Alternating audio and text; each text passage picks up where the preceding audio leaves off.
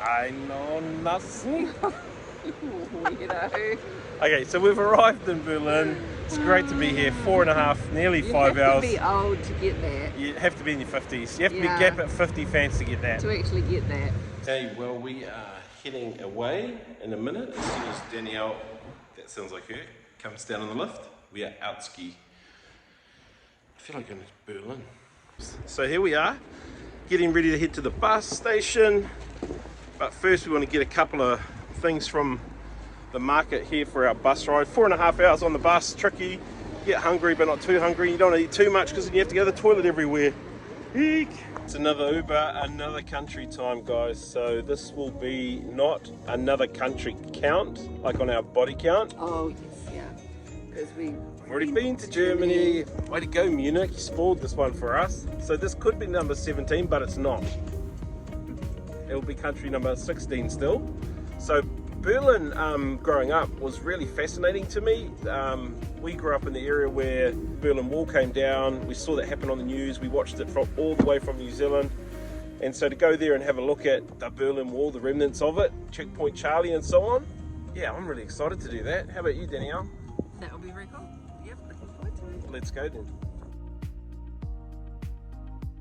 We're at the bus station. Danielle's put me on a diet. She said I've been eating too much, so I'm starting the day with a green apple. Okay, so we have had a little bit of breakfast. We decided we'd try something a little bit home tasting. So we went to Starbucks and they gouged the crap of us. So what I would say is don't go to the Starbucks at the Prague bus station unless you want to spend 40 New Zealand dollars for a hot chocolate.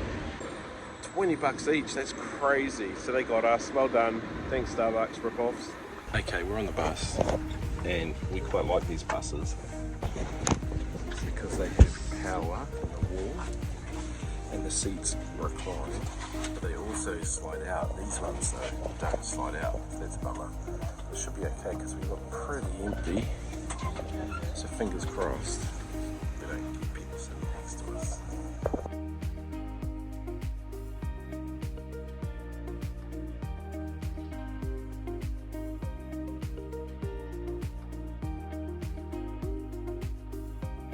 Welcome to What the heck are you talking about? Welcome to Berlin. We are going to the what? I know nothing. Weirdo. Okay, so we've arrived in Berlin. It's great to be here. 4.5, nearly 5 You hours. have to be old to get that. You have to be in your 50s. You have to Yeah. be gap at 50 fans to get that. To actually get that. So So our young viewers, you won't get that. nearly 5 hours on the bus. We're here. We're waiting for a Bolt to come pick us up, Good old Bolt. and then we head to the accommodation. Now we're just trying to work out the recommended thing to do is to get a 24-hour transport pass for buses, trains, metro, etc. And so we're going to go and dump our bags and work out what does that look like for us over the next 48 hours that we're here in Berlin. With what we actually want to see. Yeah. Is it going to work out financially Is well? it worth it? Yeah. Or just walk somewhere and then bolt back, or vice versa. So let's see. You know what they say on this Gap at 50 channel? Another Uber, another country. We're in a Bolt in Berlin, Germany. We've just landed from our low-speed aeroplane, also referred to as a FlixBus, and we're heading.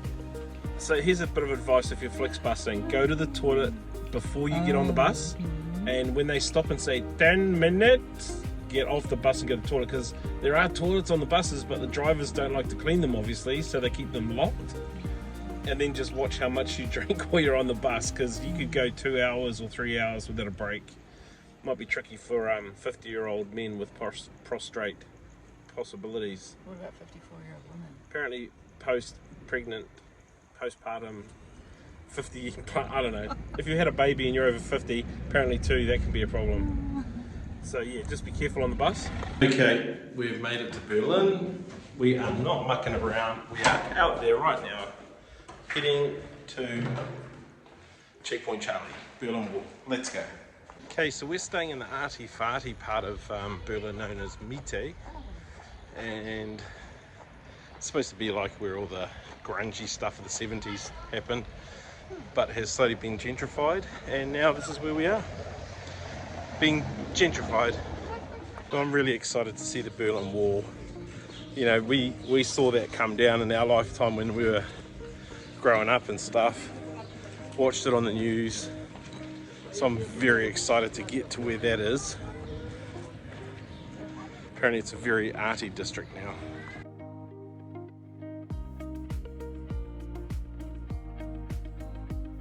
We're so hungry we came into a beer garden because we're just starving to death. Haven't even taken a photo of the food.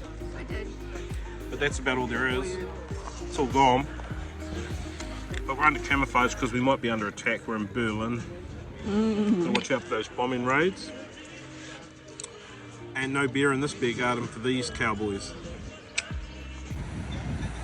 It's a very sensible approach to a river where there's a water hazard. You never know, you might have to save somebody. Okay, there are museums everywhere for everything in Berlin. The cool thing is, they don't want you to forget about stuff they did that was stink. So this bunker tells you the story of how Adolf Hitler threw the people into decline that led to the genocide and murder of millions of Jewish. So that's cool. Own your stuff, I reckon. Loads of green space down here in Berlin. It's beautiful. The city's actually quite pretty. Lots of trees. And then you'll see lots of stuff that was kind of like damaged in the bombing and stuff. So, you know, you just see broken stuff lying around. So that used to be the largest train station in Berlin until it wasn't. So we've been walking for about half an hour. We've done some eating, some drinking, and now we're nearly at Checkpoint Charlie and other associated things. So just we wanted to make the most of this afternoon. It's a beautiful day. Checkpoint Charlie, Brandenburg Gate, and East Art Gallery. This is Checkpoint Charlie, where you would have had to go to get through from east to west Berlin. It's a bit easier now. So we're inside the Checkpoint Charlie Museum right now. This is going to take about 3 hours to get around, I think. It's huge, about 4 stories, 3 stories, full of stories. These are some of the lengths people would have gone to get out. This is a suitcase here. Look at that. Freaky. So interestingly, it was 1989 when the wall came down. That's when Ronald Reagan told Gorbachev, Mr. Gorbachev, open this door, Mr. Gorbachev, tear down this wall. So it all happened, 1989. It's very recent history when you think about it, very recent. Okay, here's my honest review on the Checkpoint Charlie Museum. You pay €5 to get an audio guide, don't do it, it's a waste of time. You can read everything anyway, and they don't give you headphones or anything, so you've got to hold it like a phone the whole time if you want to listen. I don't like museums, but I enjoyed that. Super busy down here, but 1989, I was 17 years old. I remember this all happening on the news. Such a cool time to see that, you know, everybody was happy around the world. It was like, way to go, Ronald Reagan. Way to go, Gorbachev, making it happen. But anyway, I don't know about museums. I'm not into them. It'll cost you €18 to get in there. Heaps of stuff to read. Give yourself plenty of time. If you like museums, go for it. Don't get the audio guide, and make sure you get a photograph down at Checkpoint Charlie. So the two families that lived here was Fritz Klaus and Max Match. These brass plates are placed here to remember the families that lived in this home here before they were taken away during the Second World War. Okay, so this is a cyclist mecca. Everywhere in Berlin is flat, and so cyclists are everywhere. They're actually quite entitled, and no, they are. If you're standing in the cyclist lane, they ring their bell and then they abuse you with their bell. Ring, ring, ring. So anyway, I told Danielle, let's get on a bike and just go and upset some people, but she's a bit delicate for bike riding today. And my dress. So we're just walking it, but it's an easy walk, at least it's flat. Yeah, so they make you walk on these rugged as cobbles, and the cyclists get the nice smooth sailing stuff. How rude.